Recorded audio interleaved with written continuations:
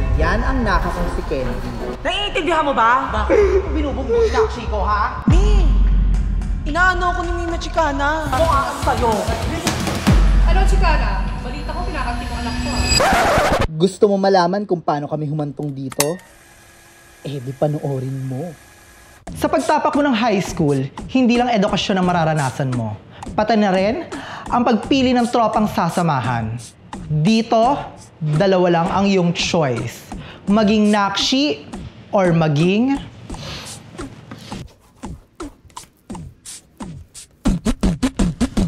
Mima. Halika na't pasukin natin ang mundo ng laro. May kosa mas matindi pa sa mga egoy at kano kapag bumanat sa mic.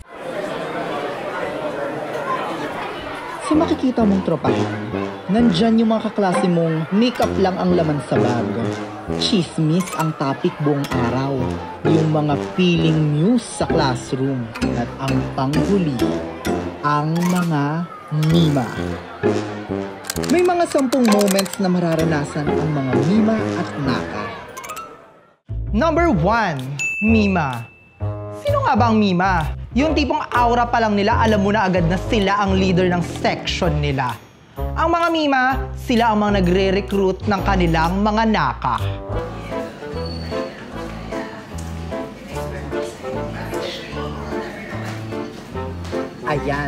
Ayan ang Naka kong si Candy. Yan ang dahilan kung bakit ako naparayot.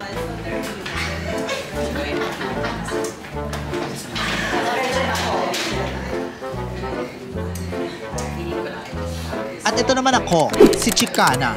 Subukan niyong banggain mga Naka ko. Square bati tayo hanggang magkalagasan ng ngipin at buhok. Bet? Number 2, may mga iba't ibang klaseng Mima at kung bakit sila tinawag na Mima. Mga Mima, Mother, Nay, Shit, yan ang mga tawag natin sa kanila. Nakilala sila minsan dahil maganda at sikat sila. Full page kumbaga. Hindi naman lahat ng Mima maganda. Minsan maasim, masyado kasing maalaga sa mga Naka, at ang panghuli, ang pinakamatapang sa lahat ng Mima, ang mga kanal. Wala silang sinasantok. Hindi bagay sa'yo. Teka nga, sino ba yon? Sino ba yung Chicana? May inabangan daw yan galing private. Alam mo kung bakit? Kasi natalo sa face-off. One time nakita ko nagnakaw yan ng tawa sa co-op tapos di binalik. At least di na siya may putok ngayon. Ang sabi sa akin, nakipag-square bati siya doon sa tindera sa kantin. Ayun, may libre tuloy siya lagi na lugaw buong school year.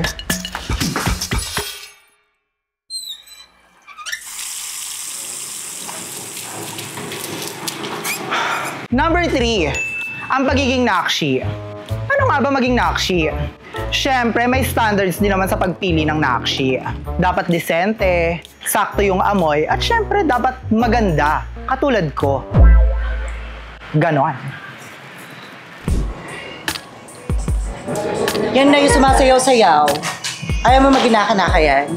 Yoko, mukhang nung huling linggo pa yung huling ligo niya. Eto ma. Tignan mo yung tsura, oh. Mukhang mas Mima pa sa akin yan. Ay, ito. Ang daming baon. Panalo. Be, di ka nga dito. Di ka dito. Upo ka.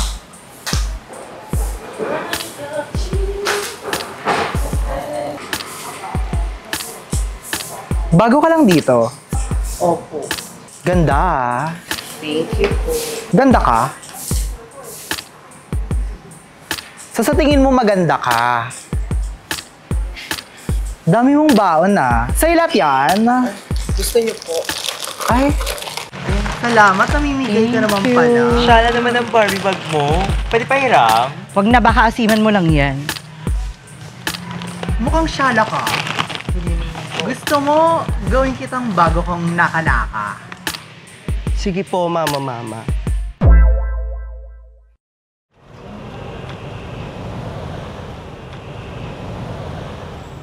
Number 4, Mima system. May iba't ibang level din ng mga Naka. May hierarchy to, kumbaga. At syempre, ang Mima, dapat may kanang kamay din.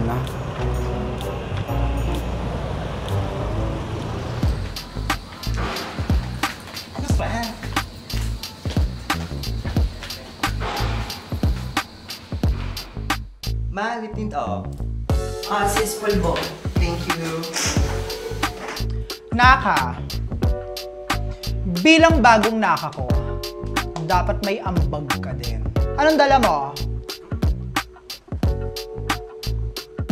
Deodorant, ma. Pwede na yan? Medyo amoy ko din eh. Tara na, gamitin na natin to. Yes, ma.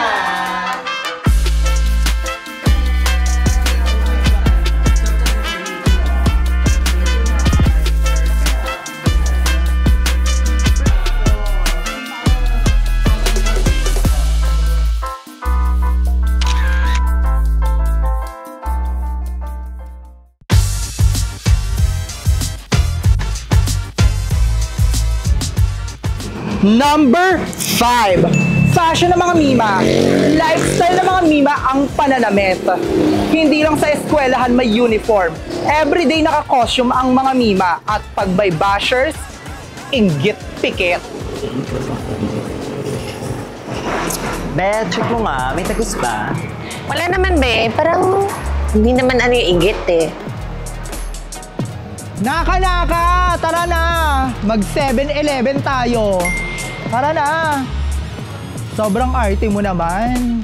Diyos ko. Tara na, let's go. 7-Eleven, lilibre mo kami ah. Bakala pasabog. Hindi ka pala katingera. Ano ba yan? Pasabog, lilibre mo ba kami, Che? Ano ba naman? Di ba? 7-Eleven, tama mali. Pag magsa 7-Eleven, dapat kumpleto. Naka-choker, Jeje Cup, lip tint, at jersey ng jowang may putok. At minsan makakasalubong mo yung mga naka-face off mo sa kabilang section na naka-outfit din.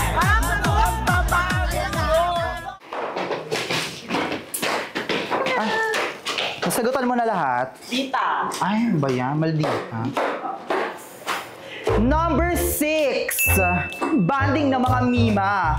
Maraming mga paraan ng mga Mima para makipag-banding sa kanilang mga naka. Minsan sa pagpapaganda. Grabing kuto naman to. Kuto tangkid ata. Gusto naman to. Ano naman pong kuton to? Inalagaan mo ba to? Kunin mo na lang, ma. Ano ba ito? Ligo te ayaw. Hepa ba yan? Parang tayo. Alin mo lang yan kasi iniipon ko nga yan. Ito naman parang ang daming uban. Parang nakakabalastadong pulutan. Diyos ko naman kuton. Ano ba to? Parang mabasahan. Oh, wait lang. First time ko pabukas. Huwag ka kasing maano! Kinakabahan ako, Nay. Relax lang. Hello? Virgin ah. Virgin. Minsan sa pagtatatambay. Sino ba yung natin ngayon? Si Tasha. Yung picture niya ang pangit to, bakala. I-share nyo to ah. Yes! I-share nyo to ah. Sino pa ba-edit ng profile? Ako muna. Sino pinakamaraming likers? Ako. Okay. Oh, wait lang, webcam.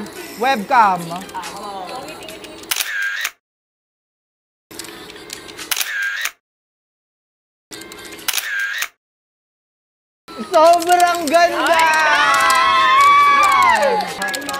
Time na. Number 7, rest back, proteksyon. Maasahan mo ang isang Mima, lalong-lalo na sa mga bruhang kumanti sa'yo.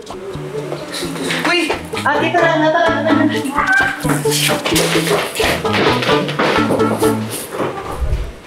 Hoy, bakla. Ano mga nalalaman ko na nagpapapansin ka kay Kevin? Ano po yun? Anong ano po yun? Di mo ba alam? Ha? Na dito sa campus na to, akin lang siya. Naiintindihan mo ba? Sagot! Opo. Binibingihan ka pa? Hoy, bakla! Aba, Binubugbog na, Chico, ha? lakang pake. Hindi ka nga. Isusumbong kita sa Mima ko. Magsumbong ka! Ulit ko pa kayo eh! Nandiyan sa'yo? Bakla naman, nagpapakapi ka doon. Nagaw ko daw si Kevin sa kanya. Kevin! Ko naman. Jowa niya daw. Baya, tara na nga. Bakla, si Kevin pa talaga ha. Baya. Number 8, sisterhood. Ang sisterhood ng mga mima. Siyempre, hindi mo lang kasama ang mga mima sa saya at ginhawa. Kasama mo din sila sa hirap at lungkot. Sabi niya sa akin kaklase niya lang yun. Pero di talaga ako naniniwala sa sinasabi ni Malos kung Mima eh. Sana pati hygiene din, nak, no? Ino-overthink natin. Kaya Tama na yan! Eh, ano nga ang gagawin ko? Eh, alam niyo naman na mahal ko yun si Malos, di ba? Asawa ko yung 24. Alam mo, mag-usap kayo. Pag nag-usap kayo, maaayos nyo yan. Huwag ka mag-alala pag iniwan ka, no? Nandito naman kami, di ba? Di ba, te? Oo. Ay, Diyos ko, bakla. Pag hindi ka pa tumigil, kukutungan na kita. Tama na, te. Tama na.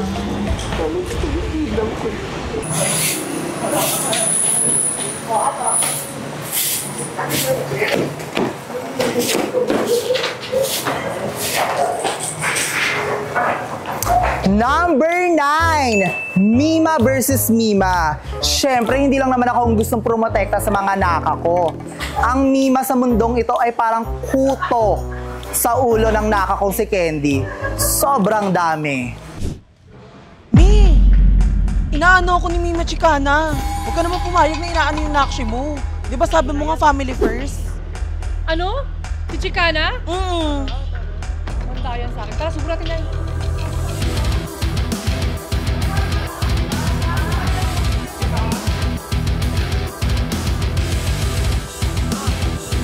Talaga nun. Kanina pa yan. Ha? Sinasabi ko sa'yo, ma. Malakas lang yung Chismis pa naman ako. Malakas lang yung loob niya kapag Isip na yan, hype na yan. Basta hindi na ako. Talagang mandayan sa akin talaga yan. Yan. Ngayon siya mga tagbukaan sa'yo. Umatba talaga yan. Natukin mo yung kaka. Ayop yan. Ano, Chicana? Balita ko, pinakakti mo anak ko, ah.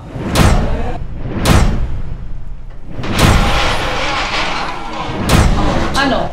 Anong ginawa ko sa naka ko? Ops! Hinay-hinay lang ah. Di pa tayo naglalaban pero sinusuntok na ako ng hininga mo.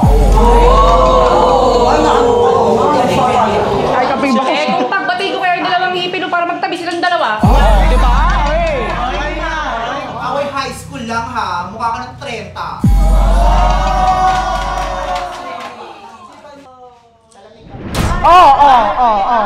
Takot ka kasi. Hindi maali mo yan.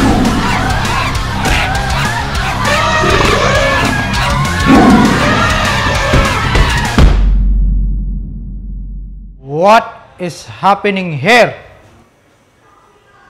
Ganyan ba kayo pinalaki ng mga magulang niya? You, to the guidance office.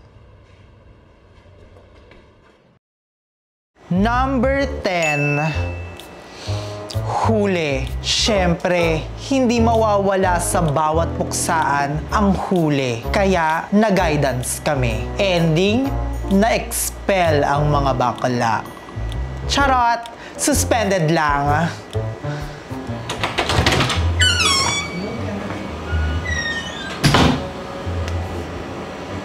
Anong ginawa nyo kanina? Ha? Para kayong nakawala sa hawla. Gawain ba yan ng matitinong babae? Ano mga pangalan ninyo? Papatawag ko mga magulang nyo. Kami ang Mima, ma'am. Mima? Anong Mima? Wala kayong mga magulang? Iba na talaga mga grade 10 ngayon. Sandali. Sandali kayo ah. Nakakainis! Kasalanan to naka mo eh. Anong naka ko? Naka mo yun.